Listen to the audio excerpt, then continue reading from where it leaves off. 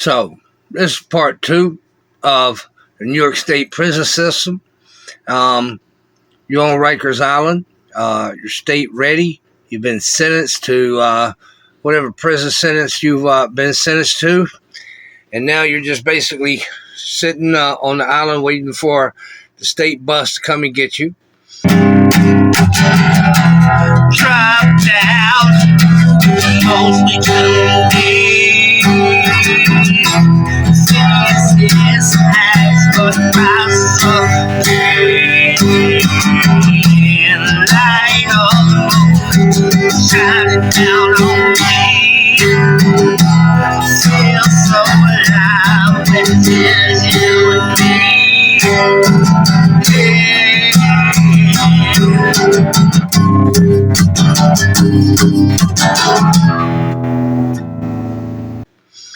Back when I was going through, they would usually transport you over to C-74.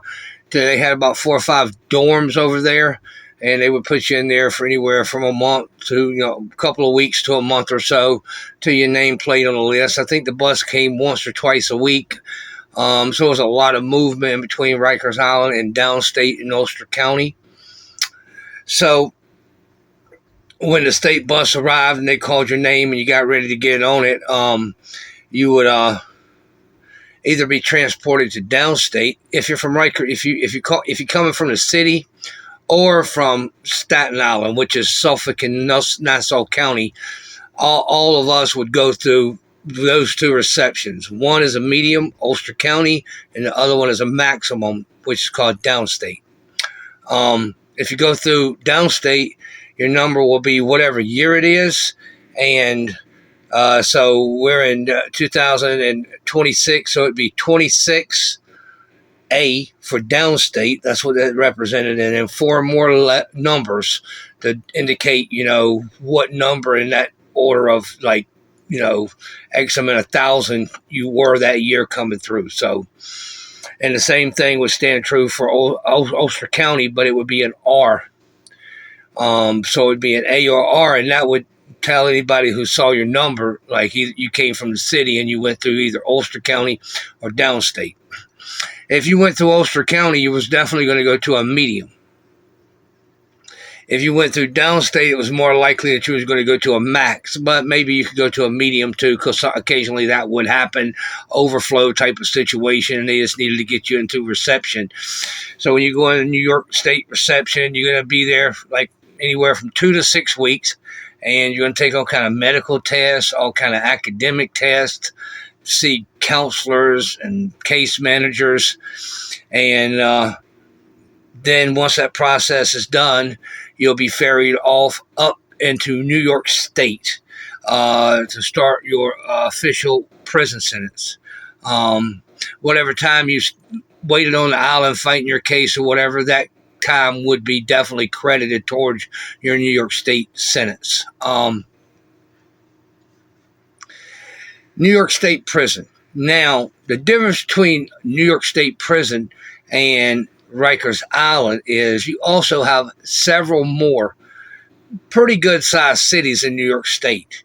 Albany is about 100 miles north of New York City. That's the state capital.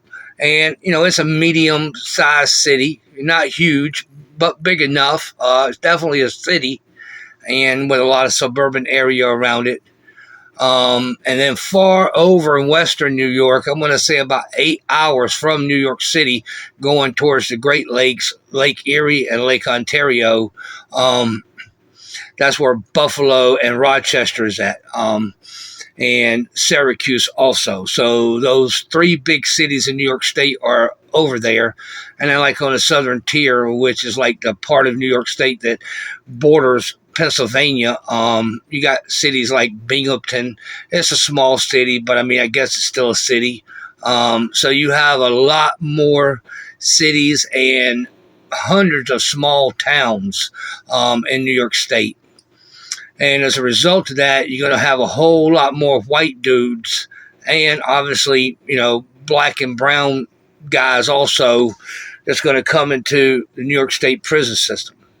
And those guys over there from Western New York, they go to a place called Wendy's, or actually Clinton, which is where those two guys had that big escape, tunneled under the wall. There's also like a reception there. So they ferry them back and forth from up there over in Western New York and way upstate New York. At that time, it could have changed now, but that's the way they were doing it at that time. So when you get into a New York State actual prison, you're going to have a significant, I mean, not a huge number, but a significant number of white dudes. And they're going to kind of separate themselves from in between like New York City and the surrounding suburban area and Long Island, because Long Island isn't upstate New York and it's not New York City. It's kind of like its own thing. It's Nassau and Suffolk County, and it's attached to New York City. So Brooklyn, Queens, Suffolk, and Nassau County are actually on the same island. One is two of those counties are New York City, and two of those counties are Long Island. But for the most part, it's just right there by New York City. I mean, it's like playing hopscotch. Over here, you in Nassau County. Over here, you're in Queens County. So it's like kind of hopscotch back and forth. But it's right there by the city. And as a result of that, you're going to have a lot more tough-ass white dudes, okay? Now, it's important to note that still there is officially, when I was coming through, and again, that could have changed, but there was no official whites-only gang. Now, what you did have is a whole lot of, lack of a better word, I'm going to say the wood pile.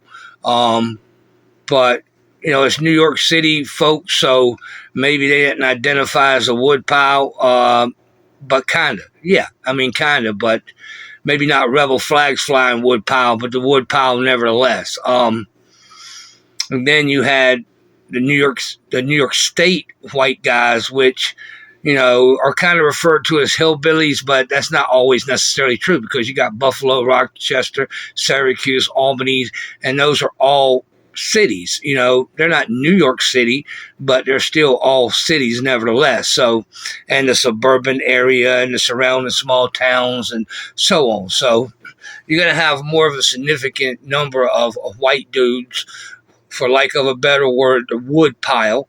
And pretty much that's what it is. Now, a lot of differences between New York State prison system, I would say, and other state prison systems around the country. One, in match joints, and with one or two exceptions. I know Collins is one, and I think there's Clinton medium, and there might be one or two other mediums around the state that also get trailer visits.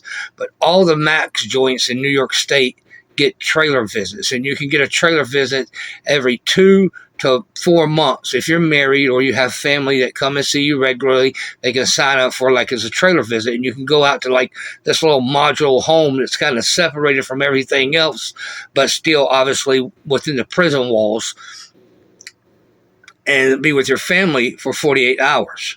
So that's a pretty significant privilege, all right? And you kind of got to earn it by taking privileges and staying out of trouble. But yeah, so that's a big deal. Also, in every jail, medium or maximum, you have indoor weights and outdoor weights. Indoor heavy bags and speed bags, outdoor heavy bags and speed bags.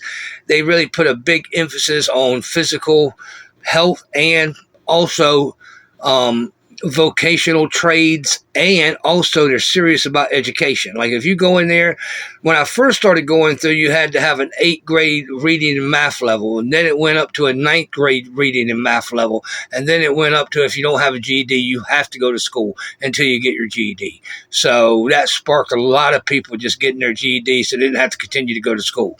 So they put a big emphasis on education, on programming, and when I mean like vocational, I don't mean some vocational that you learn out of a booklet or something. I'm talking about like hands-on vocational trades, where they have like a whole vocational building, and it might have 6 or 8 or 10 different vocational trades more or less in every jail. Some jails may have 4 or 5. Some jails may have 6 or 8 or 9 or 10, potentially, somewhere in that range. And everything from welding, building maintenance, upholstery, small engine repair, diesel engine repair, pipe fitting. I mean, really, really significant skills and trades that you could pick up if you were actually trying to rehabilitate yourself and, get out of prison and never come back. So, yeah, that is a real thing. Also, when I was going through, they had just started bringing TVs in to the max joints. Now, interesting side note about New York State, right? If you don't have somewhere to be, like if you're not scheduled to go to the yard or you're not scheduled to go to programs, you're in your cell. So there is no day room in a max joint unless you're in like maybe some honor block or something. But otherwise, you're in your cell. Now, you can have a guitar, a typewriter, your own sheets, your own blanket, rugs. When I was coming through, and you could have an army jacket, your own boots, Timberlands. You could have different color hoodies, like 4 or 5 different colors you could get. Hoodies and long johns, and you could order all these things from packages. And I'm pretty sure it's this way to the day. You can still smoke in New York State, but only outdoors and only upstate, not Rikers Island. But you can still purchase tobacco on the commissary, and you can smoke, but only outdoors. If they bust you smoking indoors, it's going to be an incident report. So technically, when they say it's a smoke-free facility, that is technically a correct statement. You're not allowed to smoke indoors. You're allowed to get cigars still, tobacco still. Now, they cut down and minimize what you could get, because back in the day, you could get 5 or 6 cartons a month, 2 or 3 cans of tobacco a month, all kind of chewing tobacco. But because logically, if you don't smoke inside, you only smoke outside or dip, you shouldn't use as much tobacco. So I think they cut that down to 1 can a month or 2 cartons a month or 2 cans a month, or a certain amount of tobacco. You get a can of tobacco and like 10 rolls of dip, you know what I mean? Or something like that. So they cut it back a whole lot, but you could still buy tobacco and consume it in certain designated places. And they made it was a big deal, and ultimately, they put a memo out about it. We have no intentions of forbidding tobacco. This is like a paraquote to what they had to say. We're not going to outlaw tobacco because we've looked at all the states and the federal system that have did that, and it led to mass corruption on the part of the COs. So they said, we're not going to go that route. What we are going to do is make the buildings smoke-free buildings.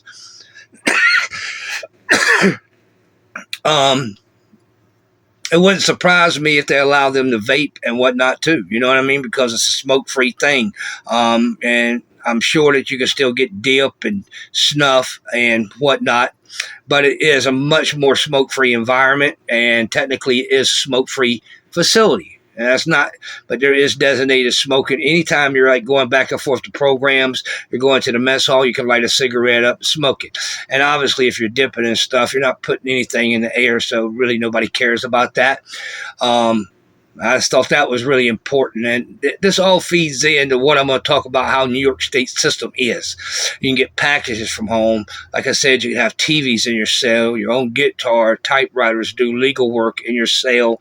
They're all one-man cells. Now, back way in the day, they double bunked 1 or 2 cells on every range because Giuliani and Pataki was locking everybody up for anything they could lock them up for. And it kind of ended up bankrupting the New York State prison system because of that. But it was still one-man cell. So if they put you in a 2-man cell, you only had to stay there for 60 days, and then you got your own cell. And that same general time frame, they built a jail called 5 Points, and I think it probably held, I don't know, 700-800 people, and it was all 2-man cells. And the way that cell was designed, it would be a cell, and on the back of it, you would have a rec deck. So the door would open, and you could go to the rec deck. Now, they also, at that same time frame, built what they call Shoe 200s all over the state. And It was 50 cells on the bottom, 50 cells on the top, and it was a level 1, level 2, level 3, and yeah, they and each cell was a 2-man cell, and on the back of that cell, because you was in a shoe, it would open 2 hours a day or 1 hour a day, depending on if you had one person or two people in the cell. Yeah, so they controlled all that electronically. The door never opened unless they were there with shackles and chains because you was in the hole. But they built all these Shoe 200s, and they were classified as maximum security, but they built them right on the edge of medium facilities. So you could be in your cell, the door would open, and then there was like a rec cage right on the back of your cell. It didn't move. It was part of the cell itself. It was like 2 cells, and the door would open, and you had to close that door when they ended rec. If not, they wouldn't open it for like a week and come in and cuff your ass up and be a big problem. But you got your rec right on the back of the deck, and they had a shower in the cell. They turned on 3 times a week. And when you got on level 2, you got a shower 4 times a week. And when you got on level 3, I think you got a shower 5 times a week. And the shower would actually stay on for 30 minutes. So that's the way it was. One cellie would go one time first, do a quick shower. The next cellie you get like 20 minutes and vice versa. So it worked out. But so you can stand right on your rec deck, and it was like a dog fence, but the thick dog fence on the back of it, so it was open air. So you was in a cell with a wall in the back with a shower, 2 bunks, a table, a toilet, a sink, and at the back of that cell there was a door, and it had windows but with bars over it, and that door would crack open in the morning time. You could open the door and go out on the rec deck. Was all concrete, and that last wall back there was all like the thick, chicken wire. So you ain't going to cut through it. You know what I'm saying? It had a camera directly on you, but depending on where you was at in that Shoe 200, you could look out on a medium yard and see dudes sitting out there playing a guitar, smoking cigarettes, etc. So as a result of the way New York State is designed and the way they run their system, it gives you an incentive to try to behave, because even if you get 25 to life, it's very rarely in New York you're going to get more than 25 to life. And if you caught that when you was young, there's a good possibility that you could see the streets again, and you had to do something pretty bad to get 25 to life. You routinely gave out 1 to 3s, 2 to 4s, 3 to 6s. They changed that system up a little bit, because like New York City is a liberal place, so they would give somebody a 2 to 4 or a 3 to 6 or a 4 to 9 or a 5 to 10, and you'd go to the parole board. But because all the prisons was upstate, the parole board was much more Republican than conservative, so they would hit everybody to the maximum. So like if you got a 1 to 3, you'd be eligible for parole in 1 year. But remember, you was on Riker's Island for 7 or 8 months fighting your case. So you would go to the parole board after a year, they would hit you with 2 years. But if you stayed out of trouble, you could get out of prison within, you didn't have to do but 2 years. You didn't have to do the rest of that, the whole 3 years. You could get out after 2 years. They would do what they called CR, which is a conditional release date. You know what I mean? So if you didn't get in trouble, the New York State Department of Correctional Services could release you after 2 years. If you go to the hole, you get nothing, okay, except just stamps and basic cosmetics. And you have the privilege also of seeing everybody out on rec deck smoking cigarettes, and it's a big fence, so they can't really throw too much over there. And I mean, maybe a little bit of stuff comes to the laundry or something, but the cops are really on it, and it's really hard. You can see it, but you can't really talk to them because you're too far away. And, this Shoe 200s had all kind of barbed wire around them. You also had something that is like New York State's version of ADX. It was called Southport, and it's in the same county as Elmira. Now, most of the maximum security prisons in New York State are the prisons with 40-foot walls around them, and, they're really old. All of them are one-man cells. And with the exception of those one or two cells that they dump, and they ended up taking them double bunks out. But they did it for a few years because the prison population was so overcrowded. So, you got your own cell. Okay, so that changes the political dynamics right there. You don't have to live with anyone. Number two, if you're in a max joint, there is no day room to hang out in.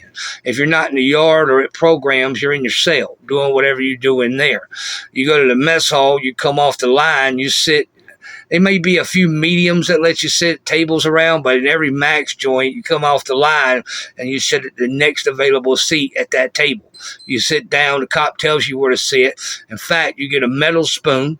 This is crazy to dudes like in these more wilder jails. And I'm going to say, don't take what I'm saying like New York is a soft system. That'd be a big mistake because it's a more man time system. You know what I mean? It's a more like get the hell beat out of you system. You know what I mean? Like there's no honor in like five dudes jumping one dude with a knife. You're going to probably catch more beef about that than you would if you just stab a dude up straight up. I'm not saying that type of stuff don't happen, but it's a much more man time motherfucking system. You tough, I'll show you tough, homie. I'll just beat the hell out of you. And it's a much more man time orientated system. Now, you can do, like of a better word, you can do real smooth, easy time there. You can work out, you can smoke, dip tobacco, get trailer visits, get packages, one-man sale, have a TV in your cell. In the max joints, there's visits 7 days a week. And I'm not saying it's a sweet system by far. I mean, it's New York City, New York State, and there's a lot of shit goes on there. But you could also do real rugged time where they bury your ass in a hole, and that's where you will stay. But when you're in a hole in New York, it's not like the feds, for example. In the feds, there's no sugar, there's no smoking, there's no weights, there's no girly books. You can order all that in New York State. You can order girly books. They sell sugar on the commissary, hot pots, fans. Every cell has a plug in it. You know what I mean? You're just in there by yourself, and it's like the old James Cagney things with the bars on the front. So you could talk to your neighbor. You could see everything out in front of your cell. It's small cells. You could reach the side of your cell if you hold both of your arms out. You know what I mean? So it's small, but it's really enough space for just one man. And every morning when they walk, they're going to walk what they call a go-around, and the cop is going to have a clipboard, and when he passes your cell, he's just going to walk not too fast, not too slow, and you're just going to say chow and programs. And when they crack for chow, they're going to open your cell. You go to chow. Some jails make you kind of march over there. Some jails let you go on your own max joints. All the mediums, you go outside. You walk down a big, like a road. It's like, I'll get to that later on, but you walk out, you walk wherever you're going, you eat, and you get in line. You sit at the next spot. So if you want to sit with one of your homies or something, you need to be standing, together in the line. So you can sit with them at the table if you need to talk to them about something. So you can do a real smooth sentence there, or you can do a real hard bargain sentence, however you want to do it. But it's a deterrent because if you get in trouble, you're not getting your trailer visits. All right. If you get in trouble, you're going to be in a hole. You ain't going to be working out with all those weights and protein stuff they sell in the commissary. You ain't going to be watching your TV in your cell. You ain't going to be smoking cigarettes when you go to programs. You ain't going to be dipping snuff or drinking coffee. You ain't got nothing coming. No commissary, no nothing except stamps and basic cosmetics. So that's kind of the way the system is there. Now, of course, people still get cut. People get stabbed. You have a fight, so they don't take good time for fighting. The only time you're going to lose good time is if you get what is called a tier 3, which is the most serious infraction. Tier 1s is nothing. You ain't going to really get no trouble at all for that. Maybe extra duty or something. A tier 1, which is a tier 2, which is a fight, smuggling something, certain types of contraband. The most you can get is 30 days keep lock. If you're in a max joint, you're probably going to do that right there in your cell. You ain't even going to go to the hole. You're just locked in your cell. They bring the food to you. You keep your property, all that, and you don't lose no good time. So it encourages a much more fucking one-on-one fist fight type of situation. Of course, people still get stabbed. That happens depending on who you're dealing with. But the system there is facilitated to kind of like, they know they can't prevent violence, but it's not like a will really make you just not give a damn, because there's nothing real, no difference between the whole and being in population. The population sucks more than the whole because there's always some kind of drama and chaos and mayhem. So I think that's a difference in the city, so in the state of New York compared to a lot of other states. Like Southport is one man sales. It's very similar to ADX. You might not be there for 8 or 10 years before you hit a yard again, but you could definitely be there for 2 or 3 or 4 or 5 years. So the shoe 200s, you got to sell it. But the sell is pretty big, and it ain't somewhere you'd want to do all your time, because you're doing a hard time. You ain't got nothing coming, and that's what it is. Or you can just chill, go to programs, work out, go to the commissary. Somebody crosses you, beat the hell out of them, get 30 days keep block, do it in your cell, and then get right back out after keep block, and it's no big deal. Okay, you lose. Most you can lose is 30 days around the board. So they can't give you 30 days keep block and take your phone for a year. They can take your phone for 30 days, packages for 30 days. They can't take your visits. It's not an option. Only way they can take your visit is they catch you doing something with that specific person, and then they can suspend the visits with that one specific person. But in max joints, you can get a visit 7 days a week. So even if you have a job, they assign you a job as, picking up papers or whatever in the yard. If your wife wants to come 7 days a week, move to that town where that jail is at and come and see you 7 days a week, you're excused from your job.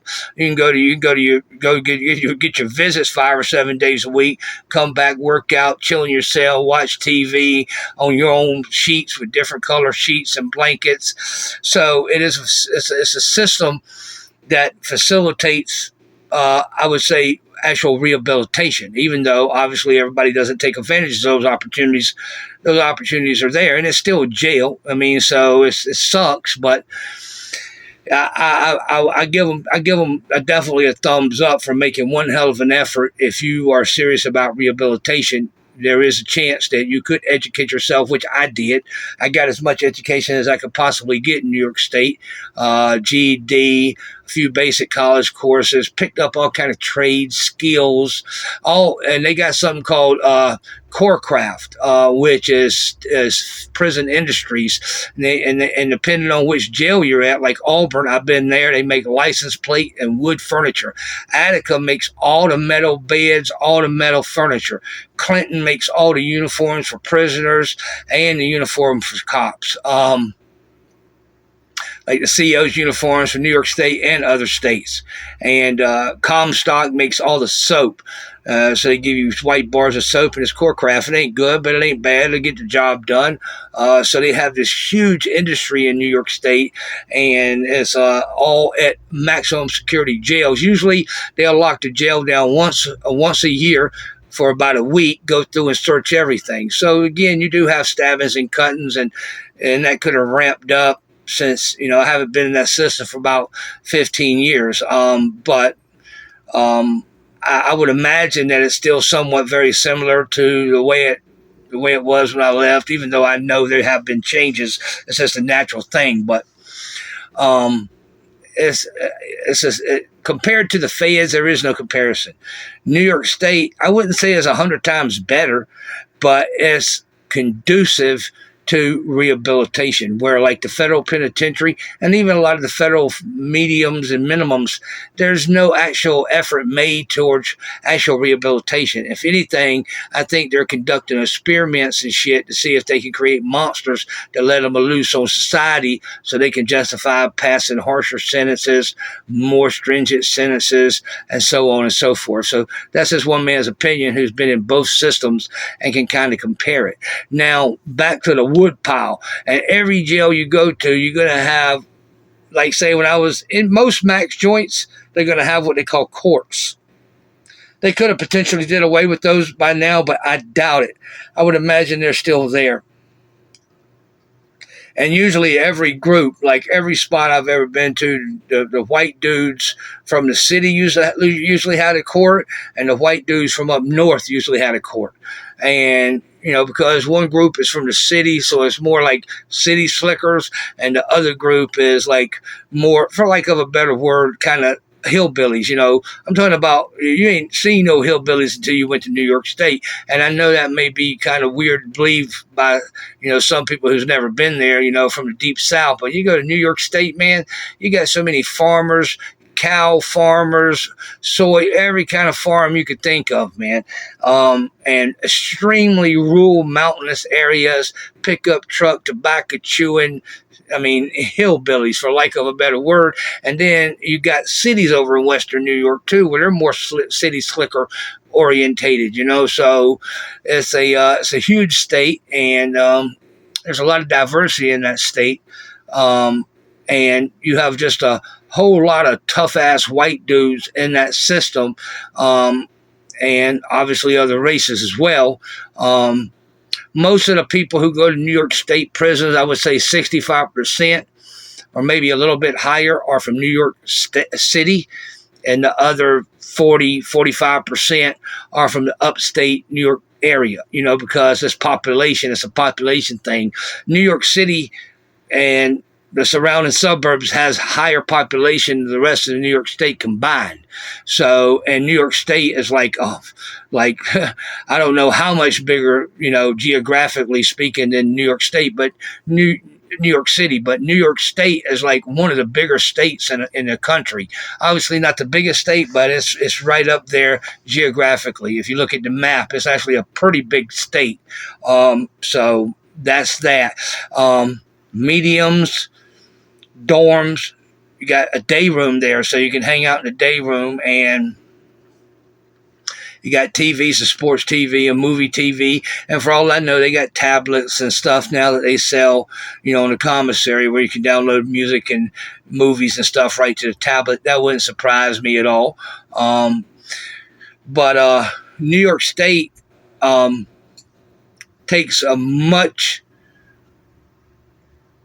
more proactive approach to rehabilitation. That's the reason why when you watch these these prison yard channels, right, everything is like out of California for the most part, you know what I mean? And I'm kind of surprised like more people don't do it from different states. I just wanted to give like an approach, put the story out there about Rikers Island and New York State prisons. I did 14 years in New York State. I had 3 different sentences. I'm not proud of that, but I just want to put this in proper context. I caught my first New York State sentence, and I got busted in 97, went up north to Ulster County in 98, so I had 98R. I had been going to Rikers Island 2 or 3 years prior to that. I started going through Rikers Island about 1994, 1995, but it was like 15-day sentences in C-76, 30-day sentences in C-76, things like that. I didn't end up catching a state bid until, like I said, 98. It was a 1 to 3 and a 2 to 4 running concurrent, so it was a 2 to 4. And then I caught another bid in 2001. That was a 3 to 6. I did 4 years. So I did 3 years,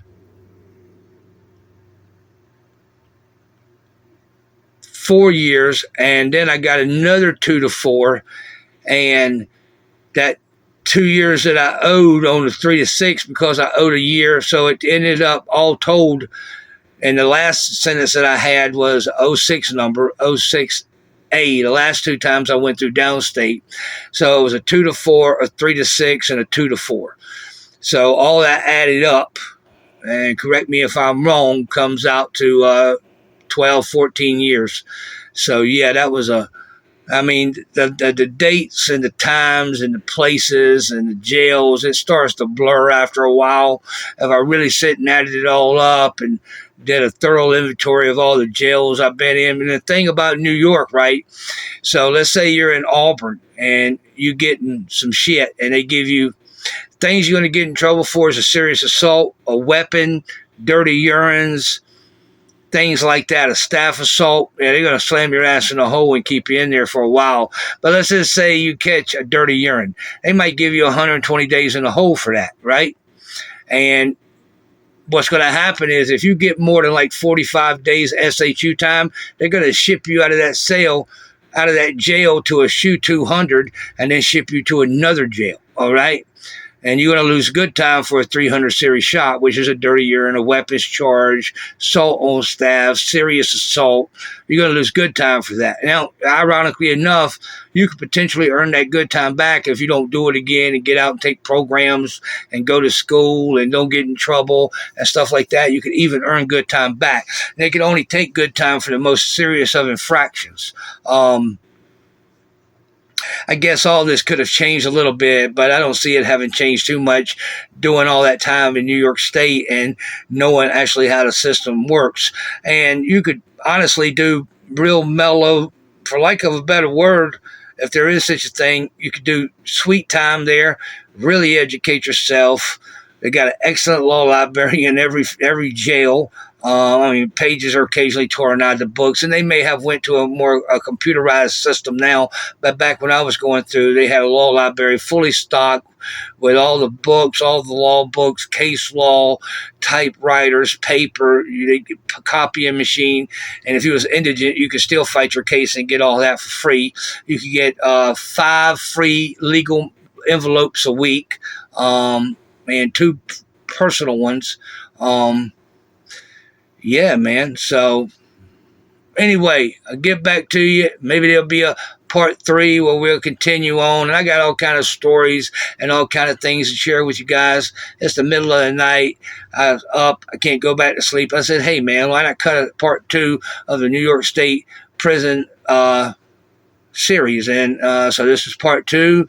Part 1 was Riker's Island. Go check it out if you haven't already, and it'll give you kind of a rundown and an idea of what you're dealing with in the New York State prison system, Riker's Island and upstate. And I'm just a regular old wood man, but I've been around, all right, and the things I say is what I know to be truth, not what I heard or read in the book.